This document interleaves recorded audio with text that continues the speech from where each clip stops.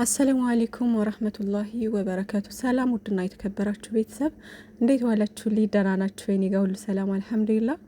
ጨረቃዎቻችን ቅምጥሎቹ የኛ ነበልባሎች የሚዲያው ድምቀቶች መጥተዋልና ተናፍቀው ነበረ።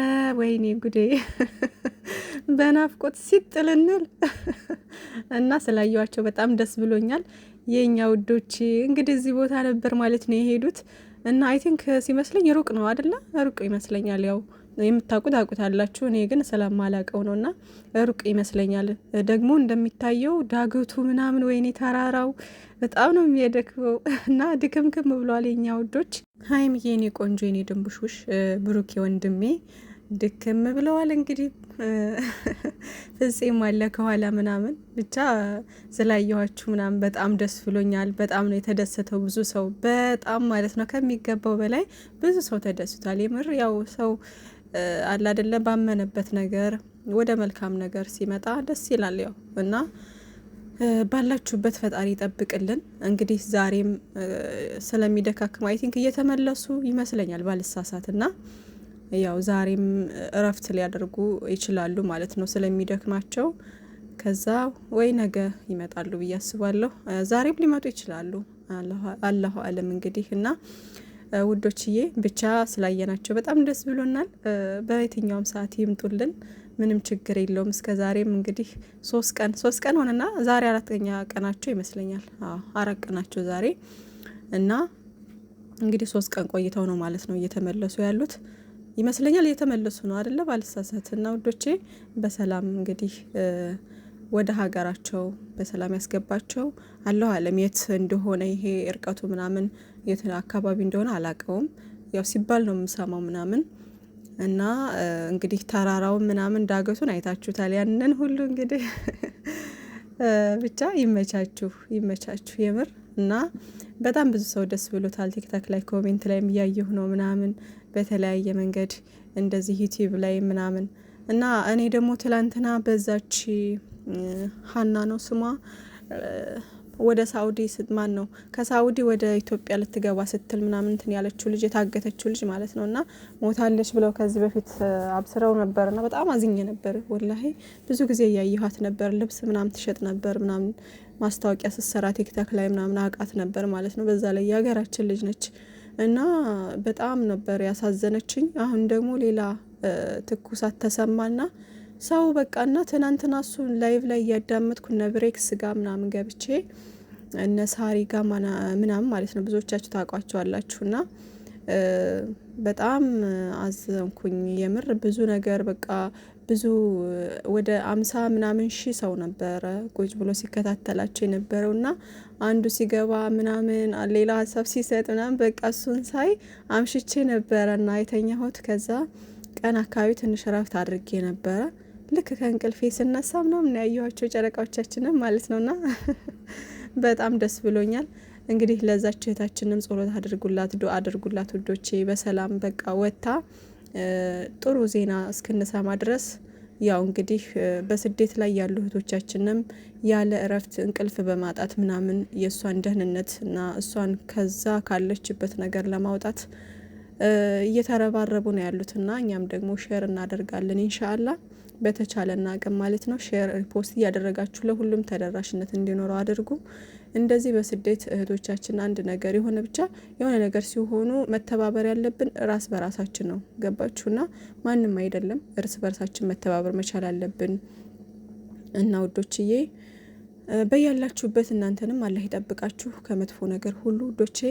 እንግዲህ ጨረቃዎቻችን በጣም ነው ደስ ያለኝ የምሬ ነው። በዚህ መንገድ ስላየኋቸው በቃ መተው እንደዚህ ስላየኋቸውም ደስ ብሎኛል። ከትላንት ወዳ ማለት ነው ገባ እያልኩ ከትላንት ወዳ ያው ፎቶውን ፖስት አደረጉ ምናምን በዛው ጠፉ። በቃ ኦንላይን የሉም። ከዛ ደግሞ ትናንትና ጭራሽ ምንም የሉም፣ ምንም አልገቡም፣ ጭራሽ በየትኛው ሚዲያ አልገቡም። እና ያው ስለማይፈቀድ ምናምን ይሆናል ብዬ አስባለሁ ማለት ነው። ሲጀመርም እንደዚህ አይነት ቦታ ላይ ተሄዶ እንዴት ስልክ ይነካካል? የማይሆነውን እነሱም እኮ ያስባሉ። ግን የምር ጨረቃዎች ቤተሰብ እኮ ያስባሉ ምናምን ይላሉ እኮ ያው ያውቃሉ፣ እንደምናስብ እንደምንጨነቅ ያውቃሉና ብቻ ግን ለጥሩ ነገር ስለሆነ የሄዱት በቃ ፈጣሪ ይቀበላቸው። እኔ የትኛውንም እምነት ተከታይም ቢሆን ማለት በእምነቱ ሰው ጠንካራ ሲሆን ጠንካራ እንኳን ባይሆን ላይክ ወደ መልካም ነገር ሲመጣ ደስ ይለኛል። ማንኛውም እምነት ተከታይ ይሁን እኔ እምነት የግል ነው፣ ሀገር የጋራ ነው ይባላል አይደለ? ስለዚህ በየትኛውም እምነት ቢሆን በቃ አለ አይደለ ወደ ጥሩ ወደ መልካም ነገር ሲመጣ ሰው ደስ ይለኛል። እና ደግሞ ማለት ነው ሁሉም ሰው ወደ እምነቱ ዞር ቢል፣ ሁሉም ሰው አለ አይደለ በቃ ወደ መልካም ነገር ቢመጣ ማንም ሰው መጠላላት የለም፣ ምቀኝነት የለም፣ ተንኮል የለም።